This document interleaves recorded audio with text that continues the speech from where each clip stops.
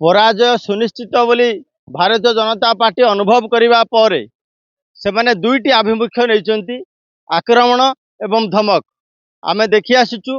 गत किछि दिन धरी विजु जनता दल कर्मी मानंकु चांदबाली ठारे हो, नयागढ़ निर्वाचन मंडल हो, गोपालपुर निर्वाचन मंडल हो, को भली भाबरे भारतीय जनता पार्टी नेतांकर उपस्थिति रे सेमानंकर कर्मी माने आक्रमण करि चलछंती।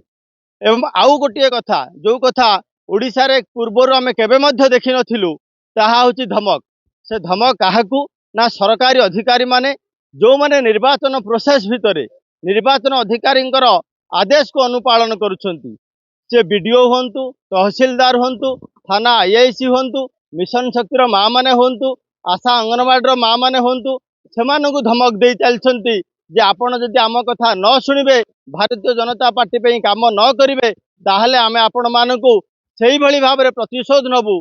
जो कथा आमे विगत दिन रे कही किछि आईएएस ऑफिसर एवं आईपीएस ऑफिसर को मध्य आमे बदली करि देबाकू सक्षम होइछु। यह होछि भारतीय जनता पार्टी धमकपूर्ण बाणी।